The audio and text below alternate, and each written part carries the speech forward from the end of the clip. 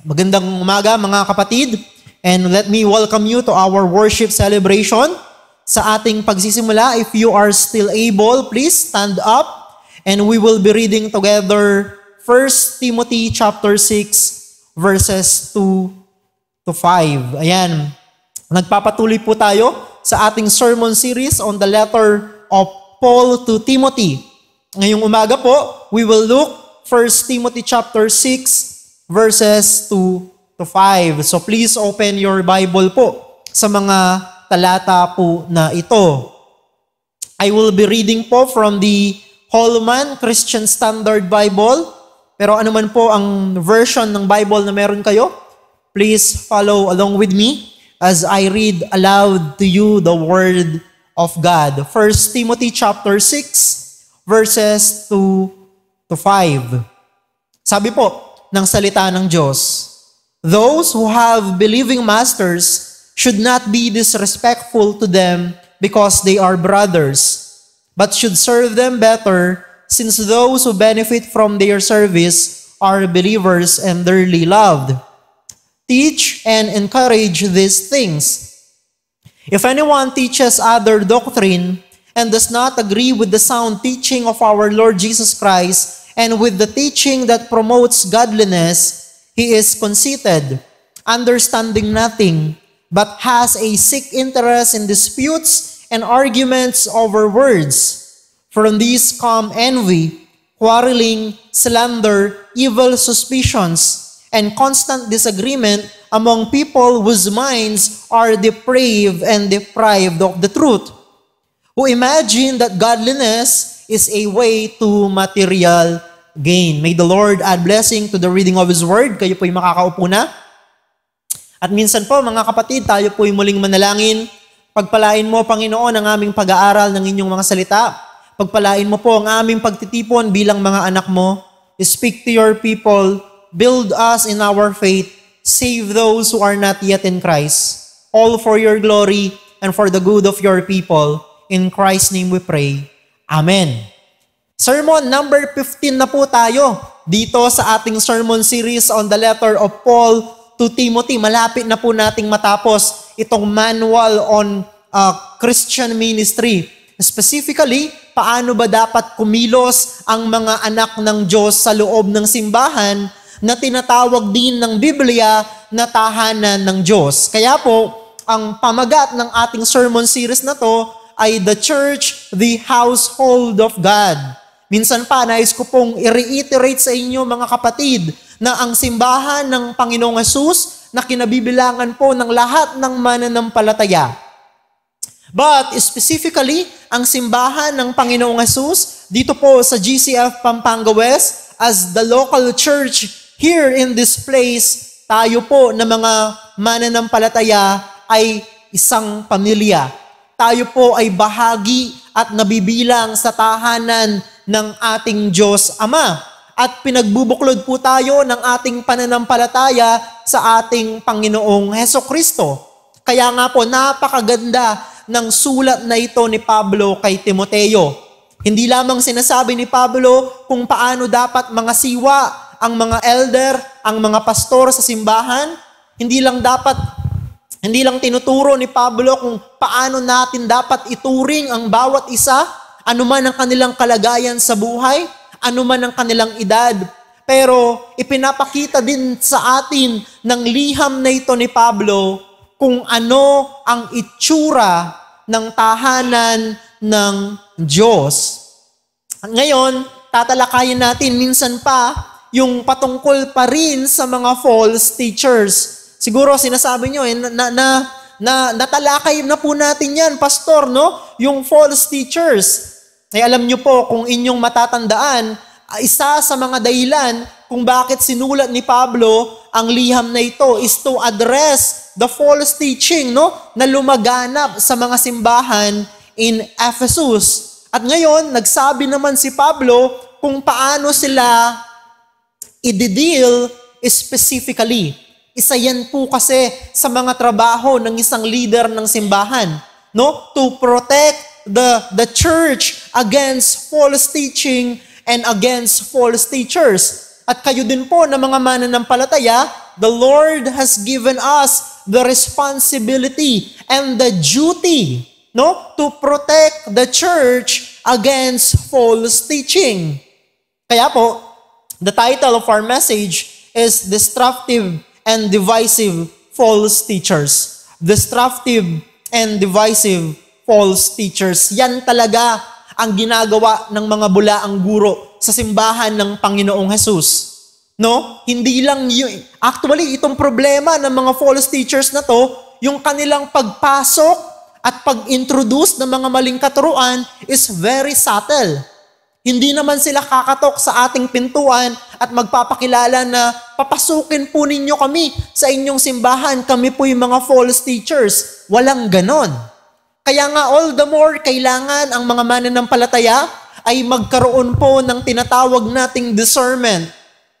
In other words, kailangan maalam tayo sa salita ng Diyos. Alam natin ang ating mga doktrina na hango sa salita ng Diyos upang nang sa ganon, we will have the discernment to see and to know kung ang itinuturo ba, ang ating napapakinggan ba ay ayon pa rin o tugma pa rin sa salita ng Diyos. So these false teachers, they are the cause of disruption and division inside the church.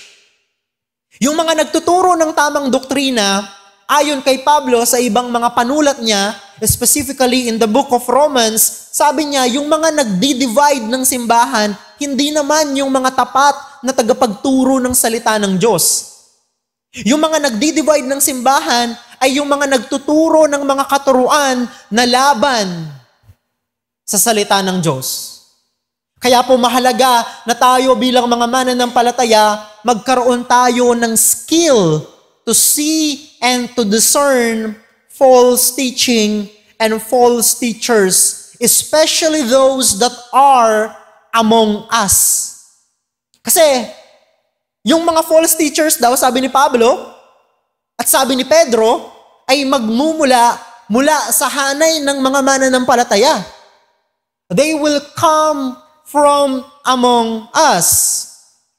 Alam nyo mga kapatid, we live in a world that constantly bombards us with messages about success, wealth, and happiness.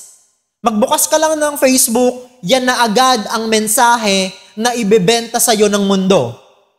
Kailangan isa kang masayang tao, kailangan isa kang matagumpay na tao, kailangan isa kang makapangyarihan at mayaman na tao para maging kumpleto ka. Yan ang ibinebenta sa atin ng mundo. We are told that these things are the keys to fulfillment and that we should pursue them at all cost. Yan ang sabi ng mundo sa atin. Sabi ng mundo, huwag kayong papayag na hindi ninyo ma-achieve ang mga bagay na to. Of course, hindi po masama ang kayamanan. Hindi po masama ang kumita ng maraming pera. Hindi rin masama ang maging matagumpay sa iyong larangan. Kaya lang, sa mga susunod po nating pag-aaral, in the remaining verses of 1 Timothy, makikita natin na sabi ni Pablo that the root of all kinds of evil is the love of money. Siyempre, hindi naman nangangahulugan na money itself is evil, but the love of it is evil. Kaya nga, maging sa mga bagay po na yan, kinakailangan na magkaroon ng discernment ang mga mananampalataya. If the Lord will bless us materially, praise God. But remember na hindi po yan ang sukatan ng inyong worth and identity. At hindi rin po yan ang pamantayan ng Diyos para sabihin na ikaw o ako ay pinagpala. We are already blessed in the gospel of Christ.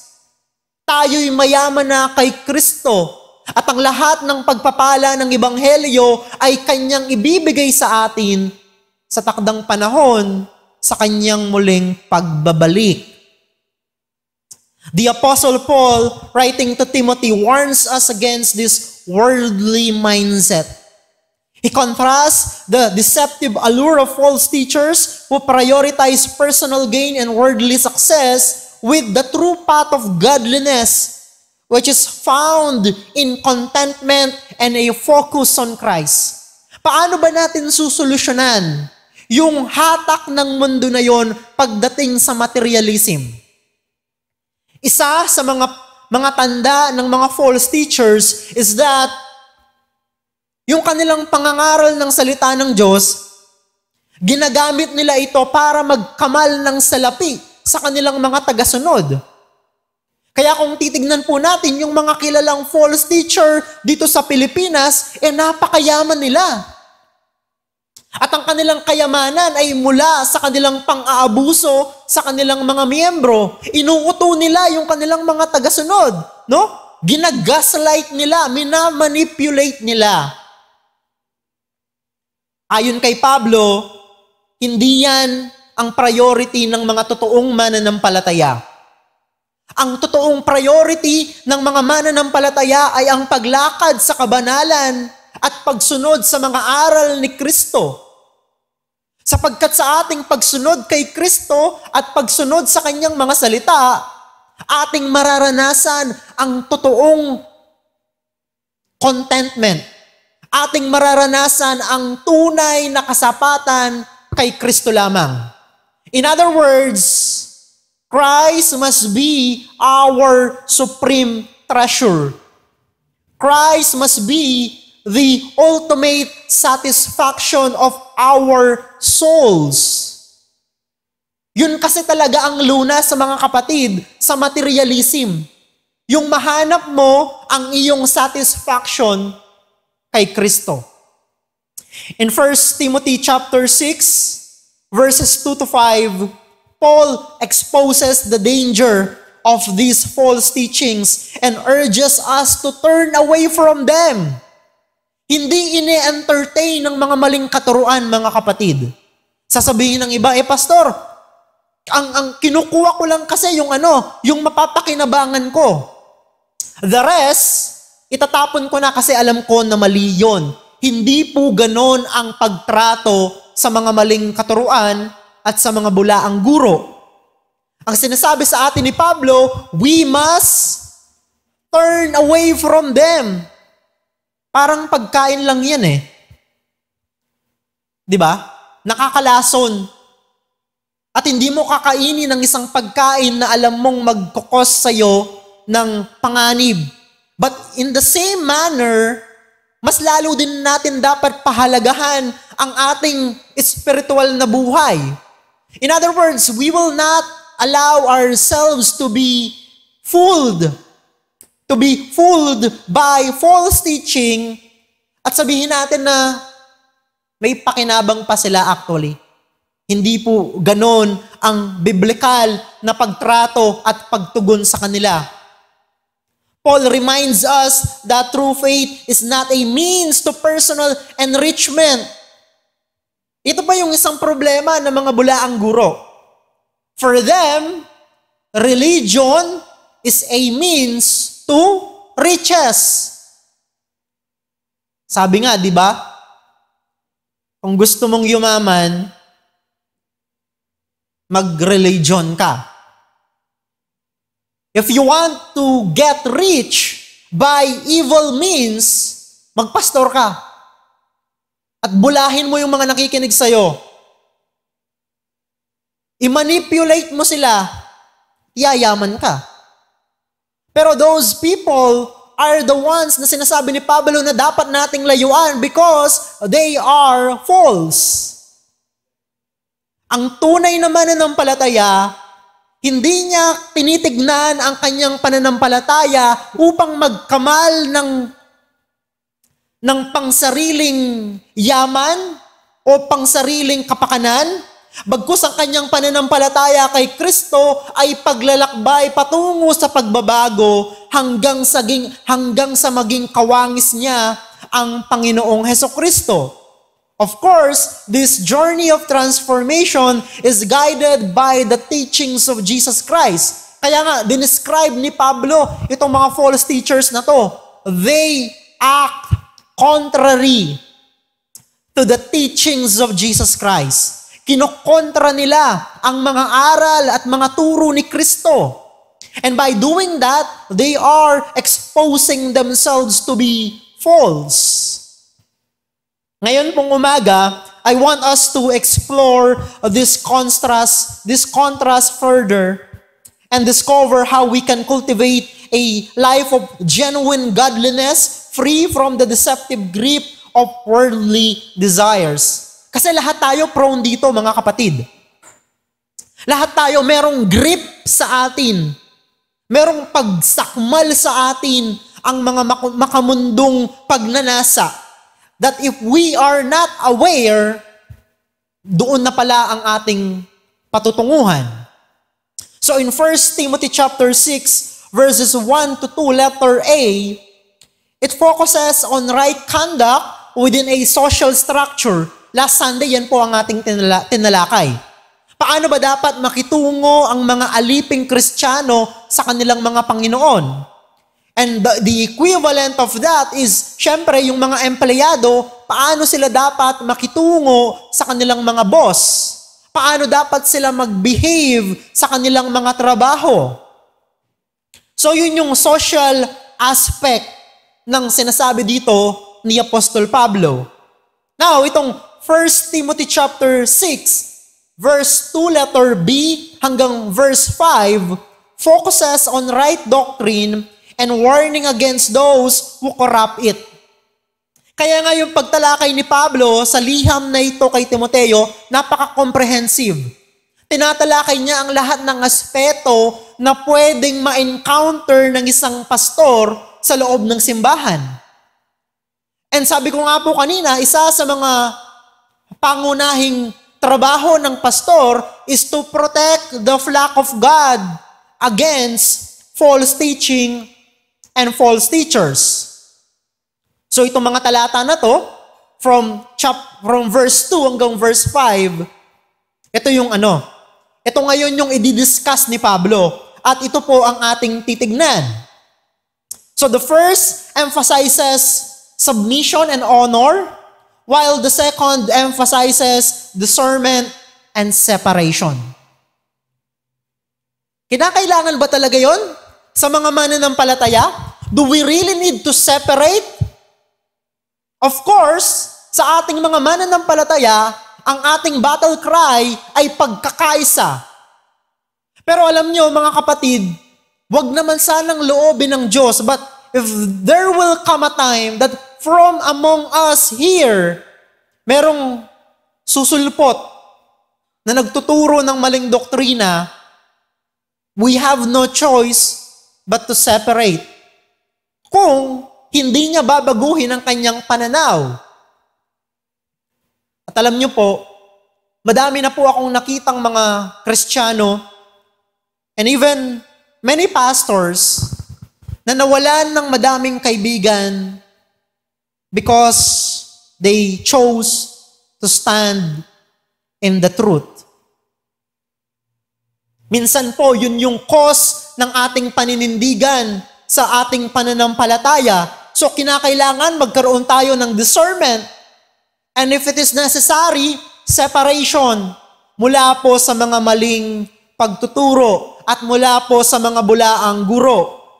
So Paul is warning Timothy about the presence of false teachers who will actively oppose the sound doctrine he has just given, emphasizing the importance of upholding true Christian conduct.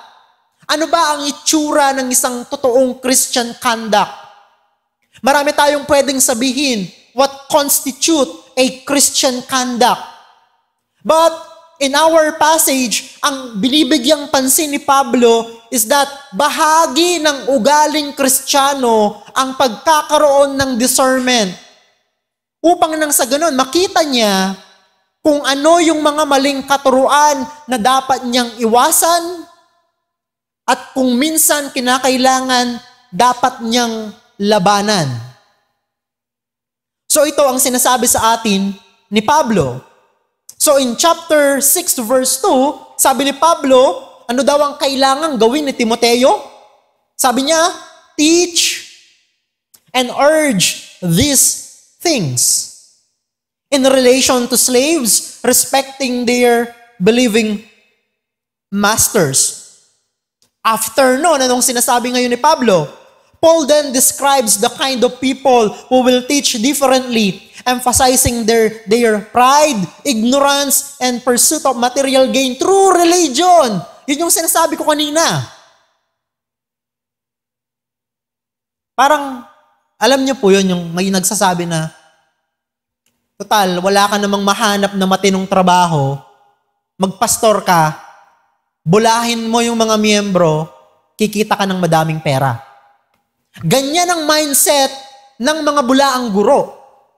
Kapag tinitignan nila kayo, ang tingin nila sa inyo, mga ATM machine. I mean,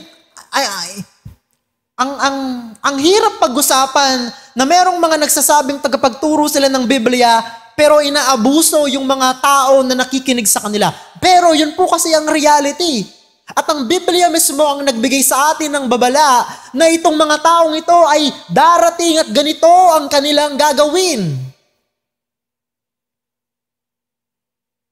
And of course, yung ganong klaseng pananaw is because of their ignorance of the truth.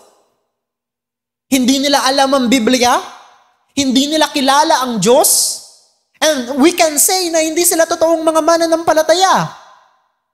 Ultimately, their teaching does not align with godliness. Oo nga naman, kapag pineperahan mo ang iyong mga miyembro, that is not godly. Kaya nga po, isa sa mga qualification ng pagiging pastor o ng pagiging elder, hindi siya dapat nagmamahal sa pera. Because of this reality. And since their teaching does not align with godliness, it produces rotten fruit in their ministry, such as division and conflict. Yan talaga ang magagawa ng isang maling pananaw at maling pagtingin sa gawain ng Panginoon sa loob ng simbahan. It will cause division among the people of God. At alam niyo po, it breaks the heart of God kapag nagkakawatak-watak ang kanyang mga anak. So, let me give you 3 points outline mula po sa ating passage. Number 1, tignan po natin yung the cultivations of true teachings. Pangalawa, yung the characteristics of false teachers. And number 3, the consequences of false teachings. Tignan po natin sila. So, how to deal with disruptive and divisive false teachers? Paano dapat natin sila i-deal? Ano ang dapat nating maging pagtugon sa kanila? Paano? By committing to the cultivations of true teachings, identifying the characteristics of false teachers, and avoiding the consequences of false teachings. Tignan po natin sila isa-isa. Number 1,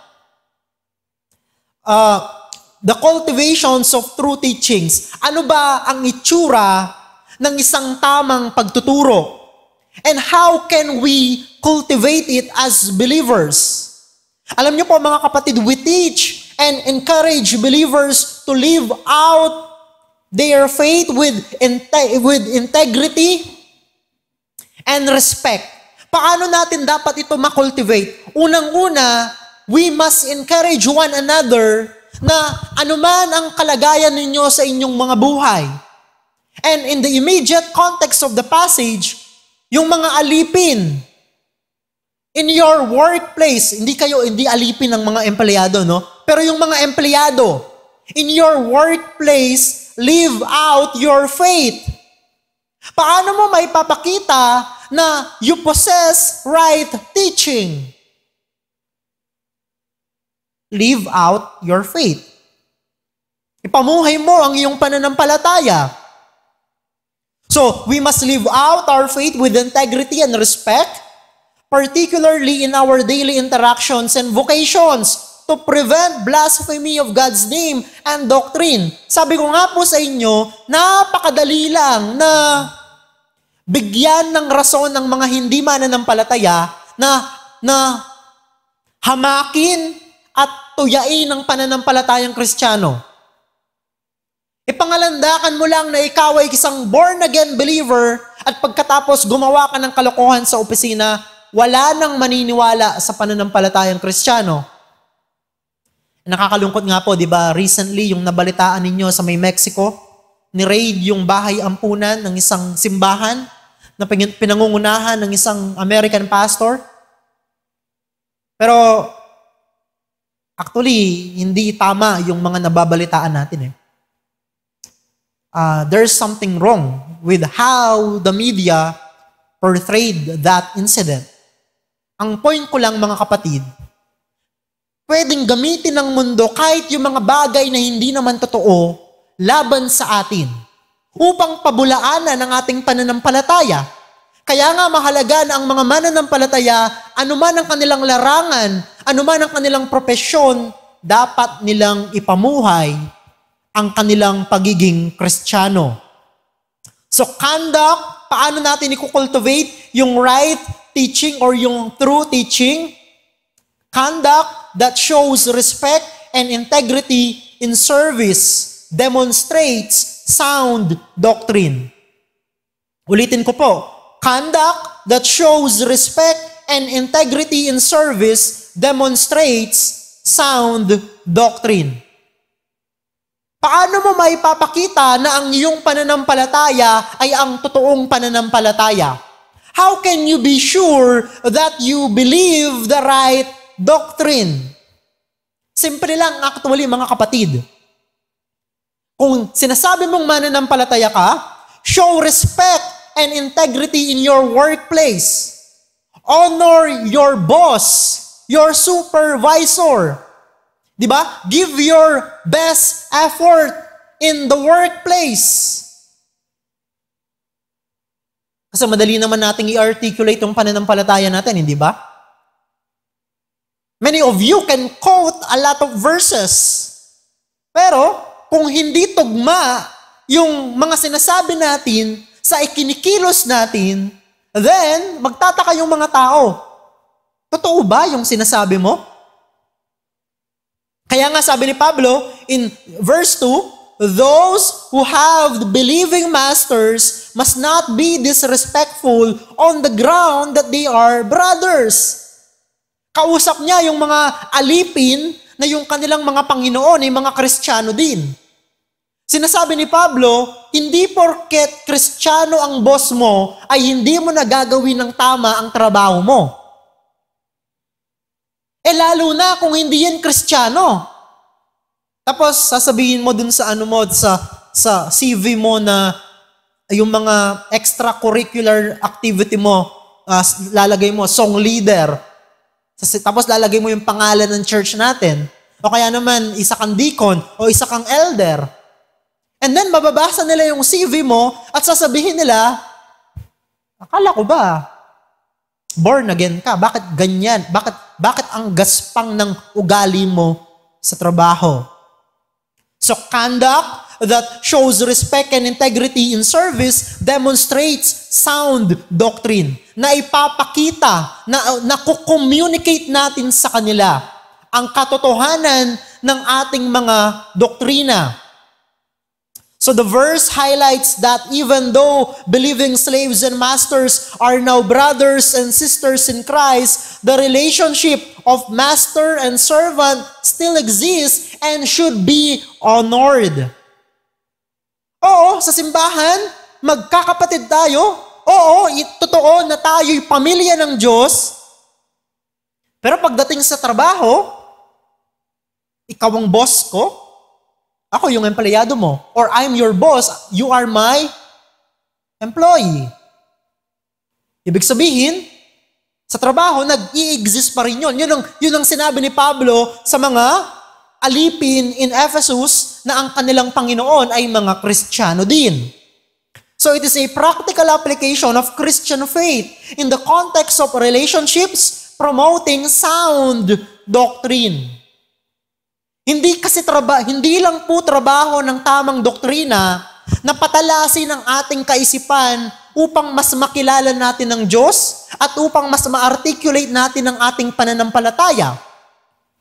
Trabaho po ng tamang doktrina na baguhin ang ating mga buhay, baguhin ang ating pananaw, baguhin ang ating paraan ng pagsasalita, at baguhin ang ating buong pagkatao, specifically in the context of our workplace. So ipinapakita ngayon ng buhay mo na binabago ng tamang doktrina na totoo ang iyong pananampalataya kay Kristo. At nakikita ng mga taong nakapaligid sa iyo na your religion is the right religion. Meron ba nun, Pastor? Oo, meron. Christianity is the right religion. The only right religion. Syempre, madaming variant yung Christianity. Pero, ibang usapan po yun. Ang point lang, kapag ipinapamuhay mo ang iyong pananampalataya, napatutunayan na tunay ang iyong reliyon.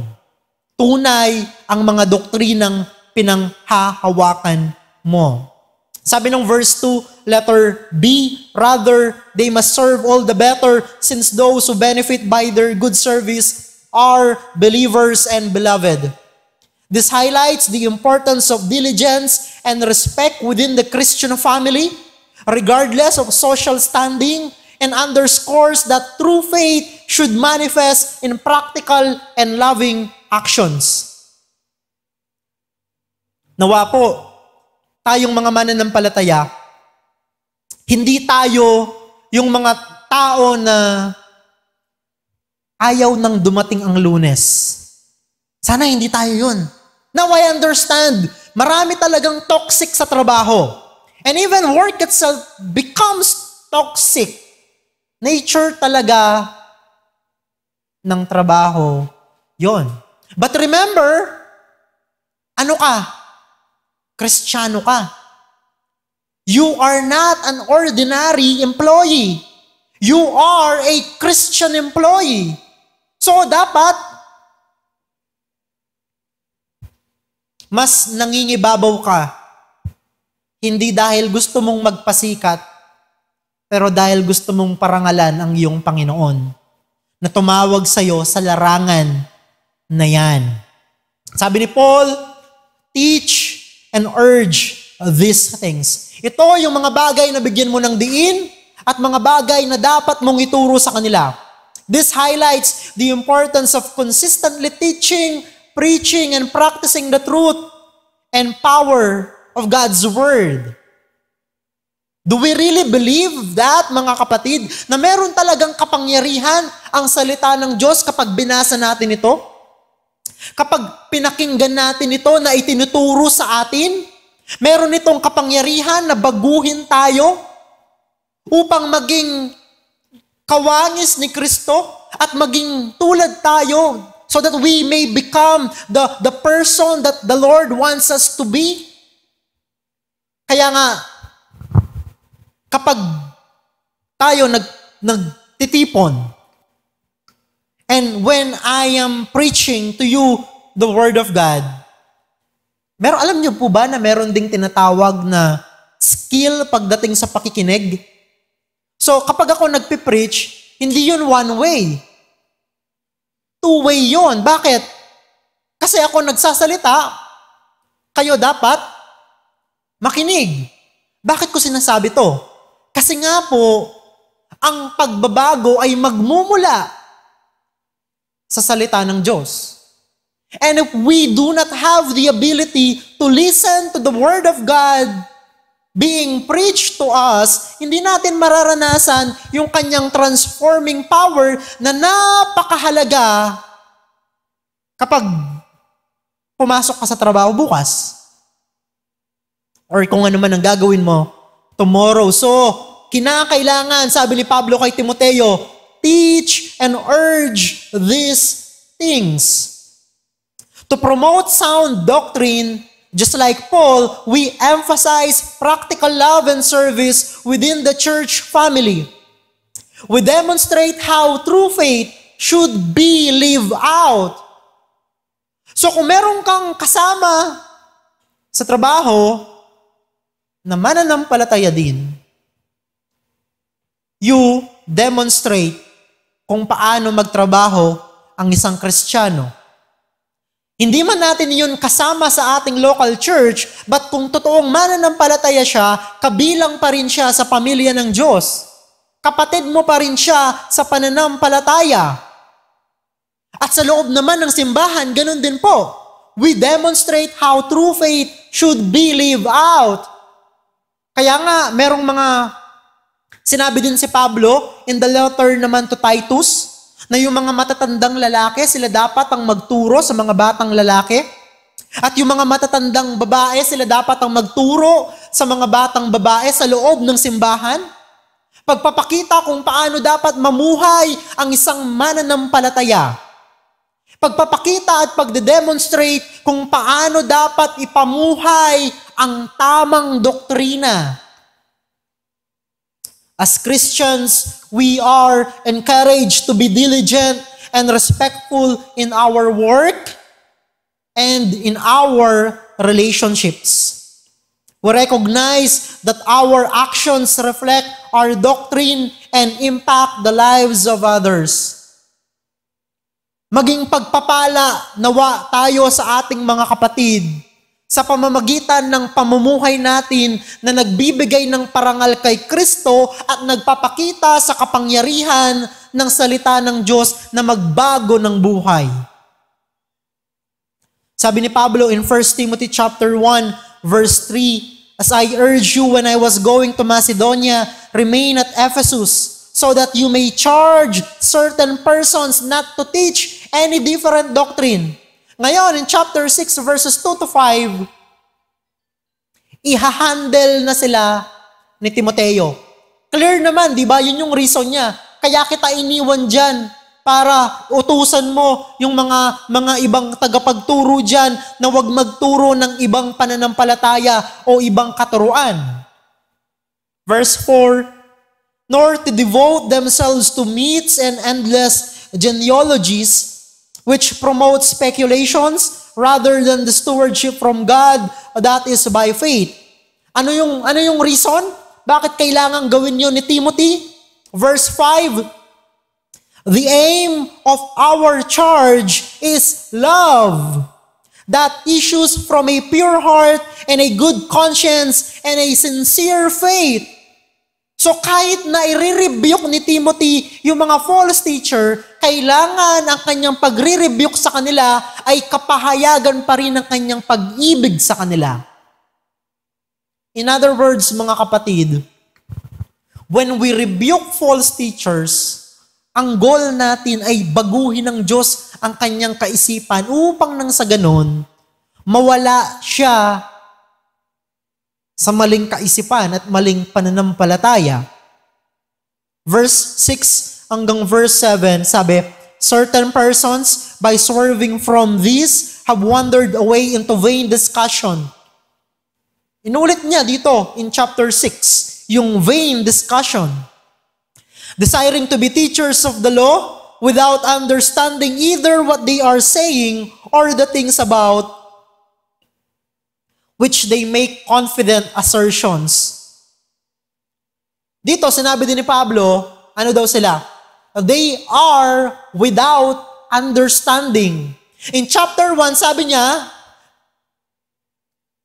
they are saying the things about which they make confident assertions. In other words, tinuturo nila yung hindi naman nila alam.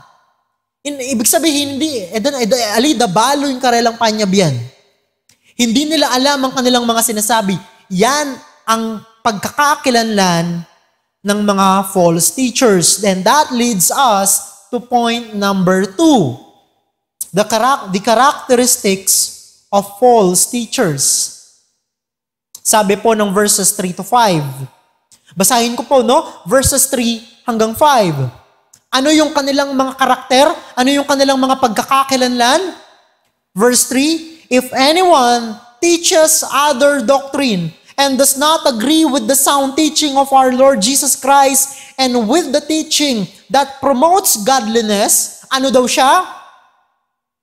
He is conceited, understanding nothing, but has a sick interest in disputes and arguments over words. At dahil doon, ano yung mangyayari?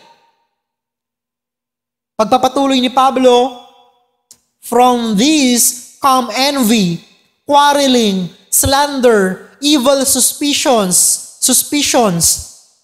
and constant disagreement among people whose minds are depraved and deprived of the truth. Ano daw? Who imagine that godliness is a way to material gain. So tignan natin yung kanilang mga karakteristik. False teachers are characterized by their opposition to sound doctrine, their conceit and ignorance, and their unhealthy focus on disputes and controversies, and they are driven by a desire for material gain. Tignan natin. Una, yung kanilang pagkontra sa sound doctrine. Sabi ni Pablo, if anyone teaches a different doctrine and does not agree with the sound words of our Lord Jesus Christ and the teaching that accords with, ano sabi? The teaching that accords with godliness. Ito yung pangunahing itsura ng isang false teacher. False teachers promote doctrines that contradict the teachings of Jesus Christ and the principles of godliness. Alam niyo mga kapatid, sabi ni Pablo in Ephesians 4, ang pundasyon ng simbahan ay ang mga propeta at ang mga apostol. In other words, the writings of the prophets and the writings of the apostles. Yun ang pundasyon ng simbahan. Ibig sabihin, lahat ng pagtuturo ng simbahan ay dapat consistent sa mga isinulat ng mga propeta at sa mga itinuro ng mga apostol. Paano mo malalaman kapag ang isang kapulungan o ang isang simbahan ay hindi siya tumatayo o kumukontra siya sa mga katuruan ni Kristo? Malalaman natin yun kapag kinukontra niya yung mga malinaw na pagtuturo ng mga apostol. Halimbawa, itinuro ng mga apostol na mayroong iisang Diyos sa 3 persona. Ang isang false teacher, sasabihin niya, actually, iisa lang yung Diyos. Pero yung Ama, Anak at Espiritu Santo, hindi yan mga persona ng iisang Diyos, yan ay mga mode lamang.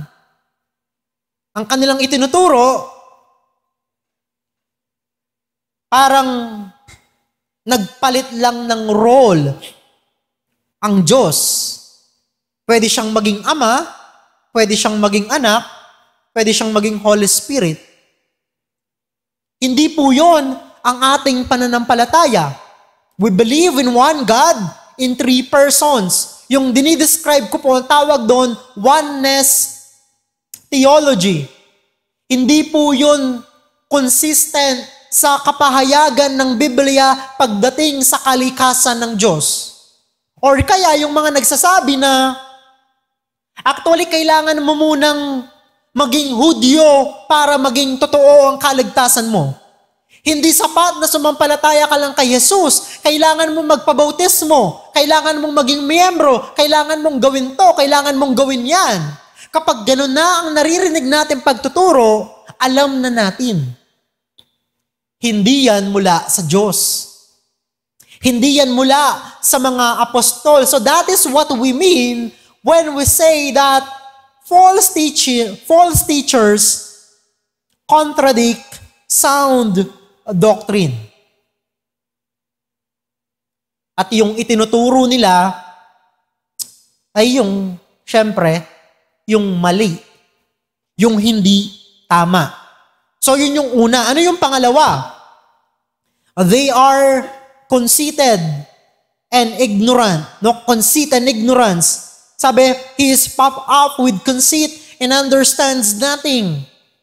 False teachers are conceited, lacking genuine understanding of spiritual matters. Kaya nga, kaya niyang i-justify ang kahit sa ang samot-saring pagtuturo using the Bible. Ang tawag natin doon, twisting the scripture. Di ba? Para ma-justify niya yung kanyang pangsariling hangarin o kaya yung kanyang masamang balak. At maraming ganyan mga kapatid. I mean, hindi tayo no? Alam natin na nag-e-exist sila. Alam natin na madaming mga so-called teachers of the Word of God na hindi naman talaga nauunawaan ang sinasabi ng Biblia. They do not really know how to read and how to interpret the Bible.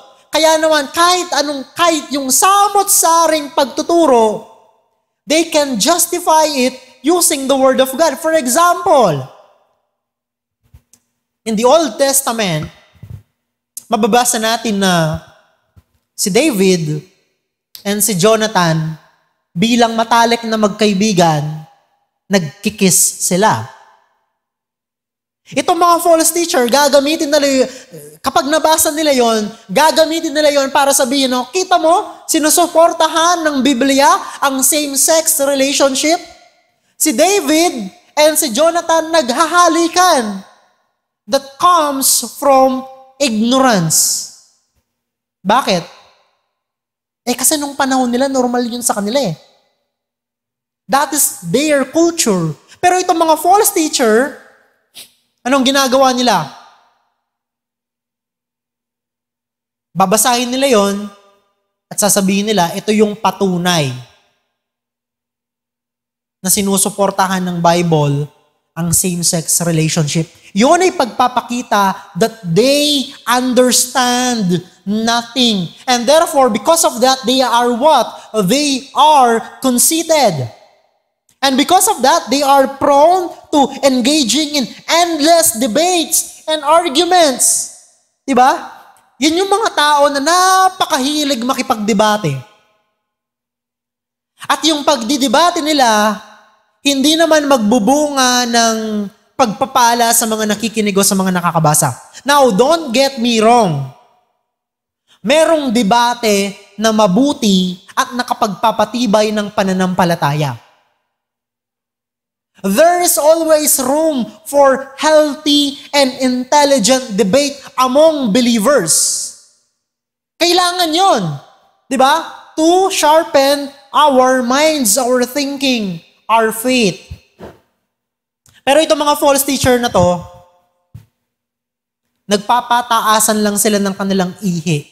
Pero wala namang katuturan yung kanilang mga pinagtatalunan. Bakit? Because they are conceited. Akala nila, mas magaling sila kaysa sa iba, and therefore they will engage in a lot of kinds of arguments and debates na wala namang matinong patutunguhan. So yun pa yung pangalawang katangian ng mga false teacher. Pangatlo, corruption of cravings for controversy and disputes, di ba? Somehow related din sa sinabi natin kanina. Sabi ng verse 4, letter B, he has an unhealthy craving for controversy and for quarrels about words. Mahilig nilang pagtalunan yung mga kung dalawa lang yung anak ni Adan, saan nanggaling yung kanilang asawa? Something like that. Tinanong niyo na po ba yun? Of course, we have an explanation for that. Pero para maging cause yan ng pagtatalo ninyo at ng pagkakawatak-watak, there is really something wrong. Kasi hindi naman ina-address ng Bible kung saan nang galing yung mga asawa ng mga anak ni Adan at Eva. But these false teachers, yan yung kanilang favorite topic. Mag-aaway talaga yan para lang dito. So instead of focusing on the truth of God's Word, especially yung revealed truth na kung saan malinaw na talagang tinuturo ng Bible, instead of focusing on those things, itong mga false teachers, mas gusto nilang pag-usapan itong mga controversy na to na wala namang resolution. False teachers indulge in pointless controversies and word games leading to division and strife. Nakakalungkot, hindi po ba? Na, alam mo yon, yung may mga churches na nadi-divide dahil lang hindi sila magkasundo kung ang kanilang kakantahin sa worship service ay hymnal o contemporary songs. Totoong nangyayari yan, mga kapatid. May mga churches na nagkahiwalay dahil lang doon. Kaya nga lagi dapat isaalang-alang ng mga mananampalataya yung pagmamahal sa kapatid. Na yung mindset natin, katulad ng sinabi ni Pablo in Philippians, that we must consider others better than ourselves. Na ang kapakanan ng iyong kapwa mananampalataya ang lagi mong isaal, ang lagi mong i-consider instead of your personal preference. Kasi mahal mo. Kasi you value the unity of the body of Christ.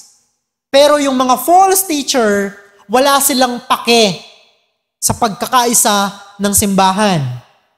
Hindi lang yon, ano pa? Meron silang covetousness, greed, and materialism. Ito na yung kanilang ultimate character. Lalabas na yung kanilang totoong kulay. Sabi, they produce envy, dissension, slander, evil suspicions, imagining that godliness is a means of gain.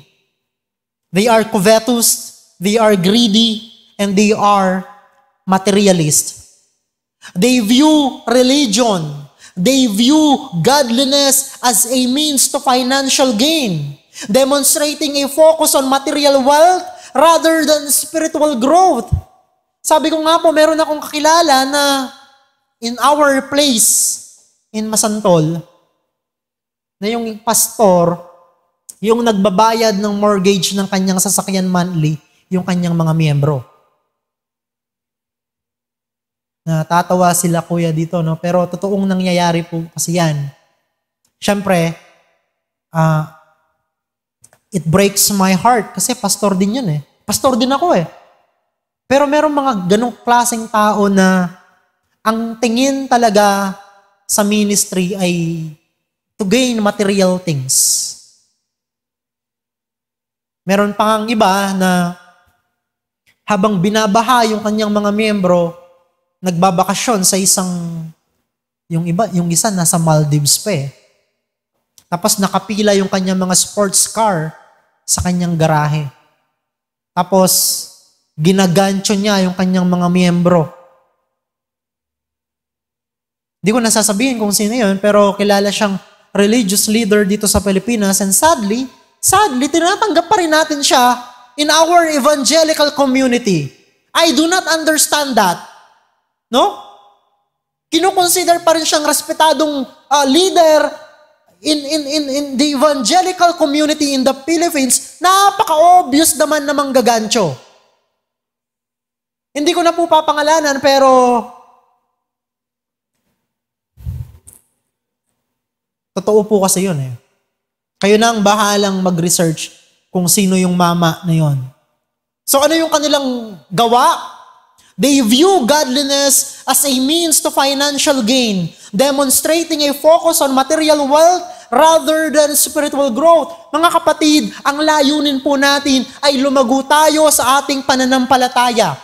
Mag-grow sa ating relasyon kay Kristo, hindi para magpayaman. And if the Lord will bless our church materially, praise God. Pero remember, kapag ginawa yun ng Diyos sa ating simbahan, ang purpose nun, hindi para sa atin. Ang purpose nun is to advance the kingdom of God through the preaching of the gospel. And finally, na characteristic ng mga false teacher, syempre, yung conflict and divisiveness. Yung mga pagdidebate nila, nagli-lead to constant friction among people who are depraved in mind and deprived of the truth. Their teachings lead to envy, quarreling, slander, and constant conflict among believers. And if we are not careful, mga kapatid, wawasakin nila ang ating simbahan.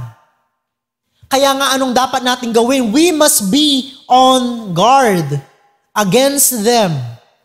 Kaya nga dapat talaga tayo magkaroon ng discernment at talaga dapat ang mga mananampalataya must know the scripture. They must know this book. And point number 3, finally, ano yung mga consequences ng false teaching?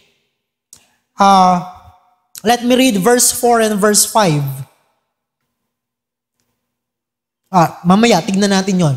So 1 Timothy chapter 6 verses 4 to 5 outlines the negative consequences of embracing false teachings that lead to envy, dissension, slander, evil suspicions, and constant friction rather than fostering unity and love. So tignan natin ano yung mga consequences ng false teaching. Number 1, corruption is the undeniable product of false teaching. Alam niyo mga kapatid, kung tama ang doktrina mo, dapat maging tama din ang buhay mo. Pero kapag mali ang doktrina mo, asahan mo magiging mali din ang pamumuhay mo. That's why, ano yung unang consequence ng false teaching? Corruption. Sabi ng verse 4, yung pangatlong bahagi ng verse 4, which produce envy, dissension, slander, evil suspicions, and constant friction among people who are depraved in mind and deprived of the truth, imagining that godliness is a means of gain. The passage describes individuals who are conceited and understand nothing. They are consumed by controversies and quarrels about words rather than focusing on the sound, godly teaching of Jesus Christ. At yung kanilang mga pointless debates nagli-lead sa, number 1, envy. Pagkainggit. Ano ba yung envy? A deep-seated discontent with others' advantages or popularity. Inggitero, inggitera. Hindi kayang magdiwang sa katagumpayan ng kapwa. I remember Pastor Jerry last Sunday sa kanyang preaching, when I was listening to him sa kanyang pagpipreach during the PM service in Central, sabi niya, paano mo malalaman kapag matured ang isang mananampalataya? Malalaman mo daw na matured ang isang mananampalataya kapag kaya niyang maging masaya sa katagumpayan ng kanyang kapwa. Kabaliktaran ng mga false teacher na to na inggitero sa kanilang kapwa. Kapag talaga hindi tama ang iyong pananampalataya, hindi tama ang iyong doktrina, magdadala yan talaga sa iyo ng pagkainggit sa kapwa. Wala kang abilidad na i-appreciate ang biyaya ng Diyos sa buhay ng iyong kapatid. Gusto mo yung anong meron siya, meron ka din kahit pa hindi na tama o maka-Diyos ang paraan ng pagkamit mo sa bagay na yon. Mga kapatid, let us learn to rejoice in the success of others. Makigalak tayo sa kanilang mga tagumpay at mga pagpapala na tinatanggap nila sa Diyos. Because after all, yung Diyos na nagpala sa kanila is the same God that can bless us. Pero we must learn how to rejoice with others. Ang mga false teacher, puro inggitero at inggitera. Ano pa? Yung strife. Ano ba yan? Open conflict and hostility. Ano bang pagpapala ang makakamit natin kapag tayo rito nag-aaway-away? Even the basic or the smallest conflict, hindi natin kayang i-resolve. Itong mga false teacher na to, mas gusto nila na nag-aaway-away ang kanilang mga miyembro. Talagang ipinapakita pa nila na nagkakagulo sila. Ano pa? Yung malicious talk, slander, insults, and harmful gossip. Meron nga akong nakita sa Facebook ang sabi, pakiusap naman, wag ninyong gawing pastime o wag ninyong gawing topic ng fellowship ninyo yung chismis o yung buhay ng may buhay. Itong mga false teacher, ito yung klase ng environment na kanilang fina-facilitate. Ano pa? Evil suspicions, distrust and negative assumptions about others. Lagi mong pinag-iisipan ng kapatid mo ng masama. Lagi mo siyang hinahanapan ng butas. Lagi mo siyang hinahanapan ng pwedeng maipintas sa kanya, maikriticize sa kanya. Itong mga false teacher, ganyan sila. Kasi they are manipulator of people. Constant friction. Ano naman to? Interpersonal conflict and division among people. Merong pagkakabahabahagi, merong nagkakampi-kampihan. No, naggugrupo-grupo sa loob ng simbahan para siraan ng kapwa. Ano pa? Corrupted minds. Their thinking becomes distorted and detached from the truth. Kapag hindi ka talaga sanay na pag-isipan at pag-aralan ng katotohanan, ganyan ang mangyayari sa iyong kaisipan. Sabi nga ni Pastor Joey, even sin can be rationalized by this kind of thinking. So ano yung dapat nating tugon? Isanay po natin ang ating mga sarili. Isanay po natin ang ating mga kaisipan sa katotohanan. Let us fill our minds with godly thoughts. Instead of watching endless reels sa Facebook, madami naman din mga reels that can edify and build up your faith, hindi po ba? So itong mga false teacher, they have corrupted minds because their thinking becomes distorted because it is detached from the truth. Ano pa? They have misguided view of godliness. Mali yung kanilang pananaw pagdating sa pamumuhay na banal at maka-Diyos. They see godliness as a means to financial profit rather than a genuine pursuit of holiness. Narinig niyo na po ba yung mga nagsabi na para kailangan after 5 years dapat meron ka ng sariling sasakyan? Kasi kung wala ka pang sasakyan after 5 years, hindi ka totoong pinagpapala ng Diyos. Hindi ka totoong maka-Diyos kasi hindi ka binibless ni Lord. Again, mga kapatid, totoo po yun ha. Yung tinutukoy ko na pastor kanina, sabi niya sa kanyang mga miyembro, kapag 5 years ka ng Kristiyano at wala ka pang sasakyan after 5 years, kapag nakita kita, sasagasaan kita.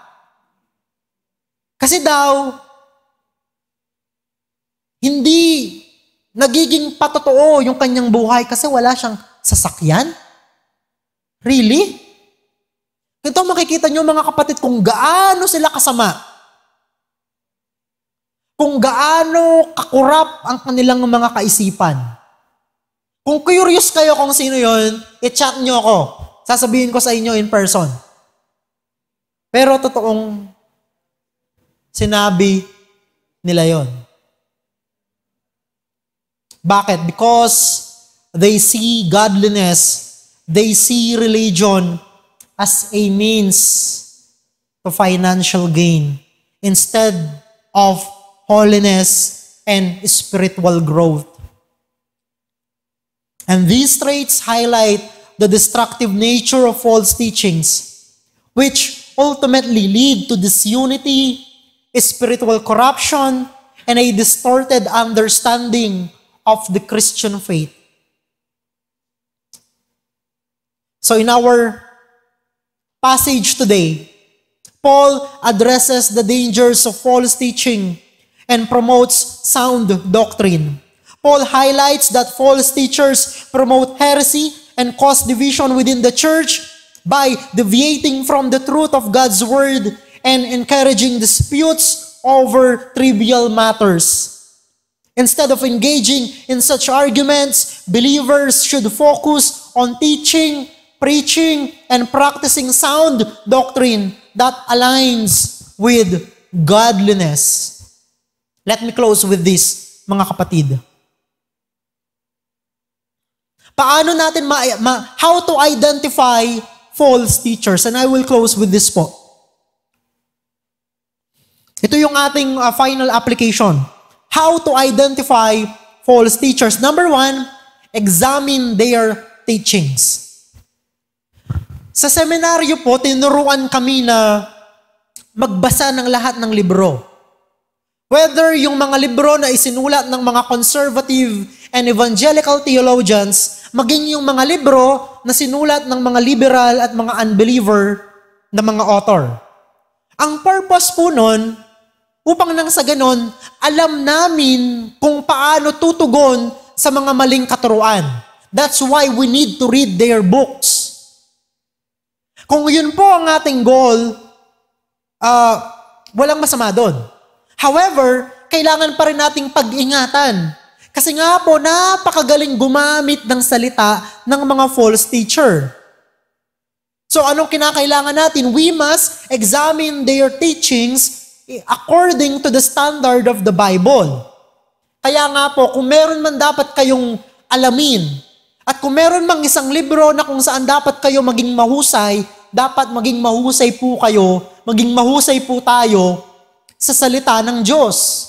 Because this is our standard and our guide so that we can identify false teaching. Ano yung itatanong natin? Do their teachings align with the core doctrines of the Bible? Ayan, dapat alam din natin yung mga pangunahing doktrina ng Biblia. Pangalawa, observe their behavior. Ano ba sila? Are they arrogant?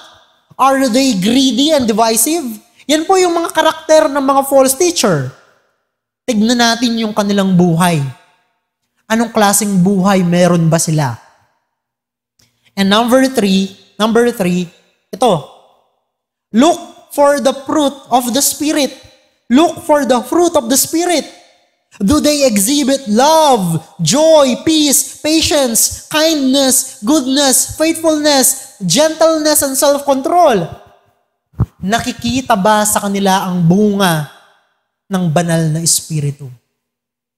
Yan po mga kapatid, yung mga bagay na kailangan natin so that we can identify false teachers. And I hope and I pray that the Lord will build us up in our faith and He will give us discernment para malaman natin, makita natin yung maling katuruan so that we can properly respond to them. Tayo po yung manalangin. Amang banal, salamat po sa inyong mga salita. Salamat po, Panginoon, sapagkat kayo po ang tagapagturo namin. Salamat dahil kayo po ang aming Diyos ng katotohanan.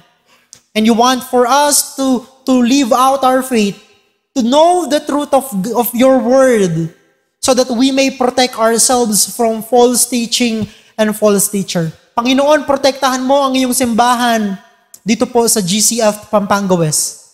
Protektahan mo din, Panginoon, ang aking mga kapatid laban sa impluwensya ng maling katuruan at ng mundo na aming ginagalawan. Upang nang sa ganon sa aming mga buhay, O Diyos, kayo lamang ang aming maluwalhati. Purihin ka in Jesus' name. Amen and amen.